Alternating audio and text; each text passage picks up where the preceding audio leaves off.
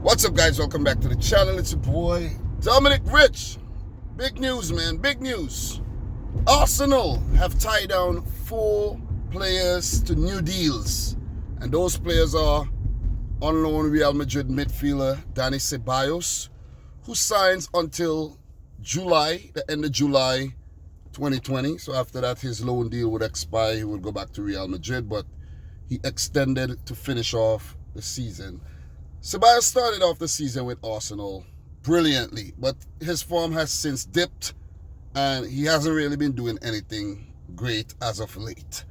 So them not extending it for another year could be good business, or making the loan deal permanent. Maybe Mikel Arteta doesn't see Ceballos as one that, could make a big change in Arsenal going forward. But that extended until the 31st of July. July has 31 days, right? I think so. The next loan deal made permanent. Pablo Mari, the former Flamengo defender. He was on loan from Flamengo, formerly of Manchester City. He was owned by City for about 3 years, never made an appearance for the club. Basically, he's a City reject, let's say that. Quality defender, though, don't get me wrong. He did big things with Flamengo in 2019, where they won the Copa Libertadores and almost won the 2019 FIFA Club World Cup against Liverpool. They did good. So Pablo Mari, I think, is a quality defender. He picked up an injury in the first match after the restart.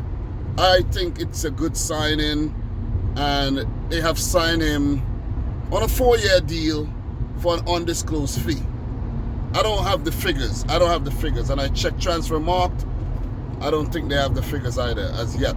So Pablo Mari signed permanently from Flamengo. Arsenal tie down the Brazilian defender. The next 2 that I don't really agree with. Cedric Suarez, the Portuguese right back, was on loan from Southampton, signed for Arsenal on a permanent basis. 4-year deal as well, undisclosed fee. And Southampton did not want this guy. This guy wasn't, in Southampton's plans. He's a quality little player, don't get me wrong. But Arsenal could have did a lot better. They could have done a lot better. That's just my opinion. Arsenal could have done a lot better. There's a lot of other, quality right backs in the world there. You could have went and found one. Cedric Suarez, I think, is okay. He's just okay. Mediocre signing, if you ask me.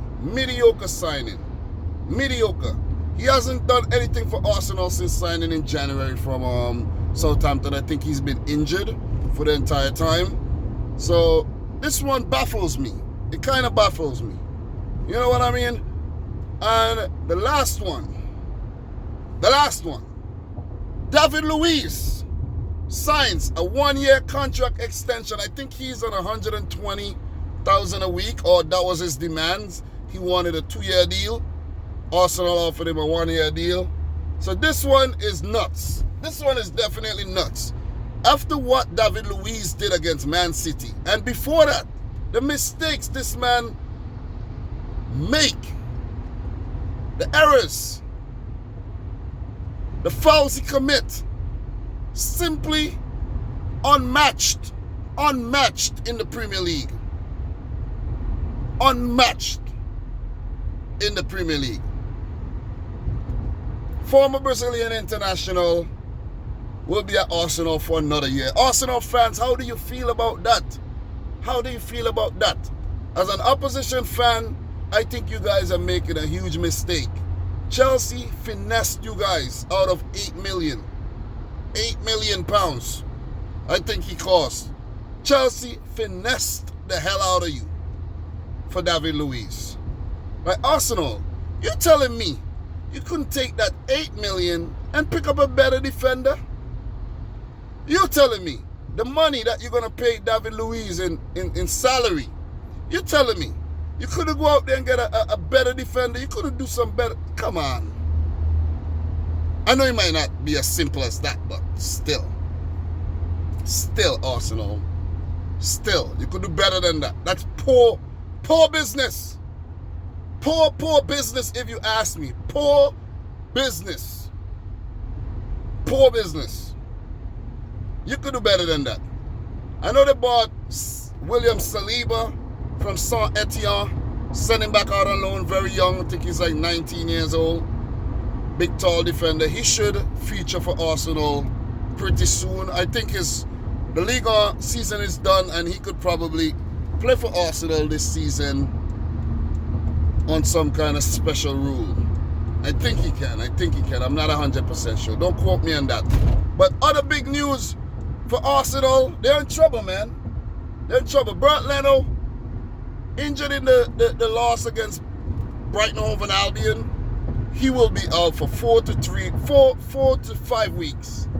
Which means that Emiliano Martinez will be Arsenal's #1 keeper. And he didn't look too good against Brighton, man. Didn't look too good against Brighton. So, he did make a few saves, but still, he conceded twice. Leno has been a rocking goal for Arsenal, so that's going to be another big miss. And Arsenal are in trouble, man. Currently 10th in the league. You heard me right.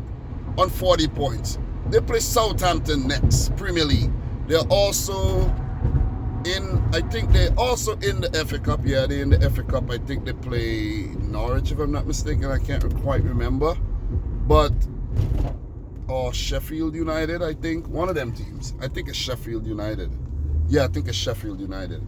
But they play Southampton next in the Premier League. It's tomorrow.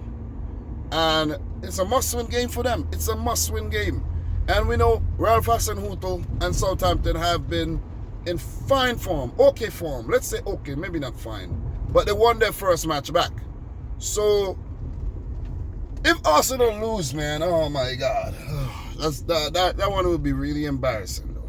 You know what I'm saying? It would be really embarrassing. 3 losses on the trot. Missing out on Europa League. Like, come on, not even Europa League? For years. You can't qualify for the Champions League.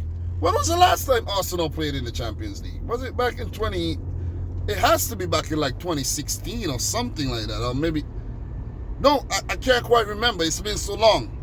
It's been so long. And not as if they won the Europa League during that time. That was their goal, to win the Europa League and qualify for the Champions League. But Arsenal, they're in bad shape right now. Seriously. When you thought Mikel Arteta came in and was doing a great job, he could, don't get me wrong. All that he's done in 2020 hasn't been undone by those 2 losses. Hell no, I'm not going to say that. But still, back-to-back losses there. After restart, shouldn't lose against Brighton. Brighton pulled a league double over Arsenal. League double. Arsenal need to do a lot better, man. They need to do a lot better. If Southampton actually defeat Arsenal, they will be level on points with them. How ridiculous is that? No disrespect to Southampton, but how ridiculous is that? 10th. They would still be above Southampton. No, do they have a better goal difference than Southampton? I think someone did comment and told me that Arsenal has a 0 goal difference right now, which is kind of embarrassing. But Arsenal, man, Arsenal is just, they're becoming laughing stocks. Laughing stocks with every coming day. You know what I'm saying? So that's just my thoughts on those 4 transfers, a little bit of transfer news. I will cover these when I do my transfer videos, where I give you, next video is going to be 10. That's going to be episode 6. I'm going to give you 10 transfers. I can't do 25 anymore. 25 takes too damn long. And the editing and everything, it takes too long. So I'm going to cut it down to 10 because these transfers are going to happen really, really fast. So guys, I'm your boy Dominic Rich. Let me know your thoughts in the comment section down below. Smash the thumbs up button for the video. I'm actually on my way to work, looking at the road the entire time. So I know some of you guys will say, don't make the video on drive. My eyes have been on the road the entire time, right? I never looked at you guys. I never did. I never established eye contact with you guys. So guys, head on over to cardsplug.com/dominicrichfc. Use the coupon code Dominic Rich FC to get you 50% off one of those lovely football cards they have over there. Trust me, you won't regret it, guys. You won't regret it. And until my next video, I'd like to say thanks for watching. Peace out. Rich Squad.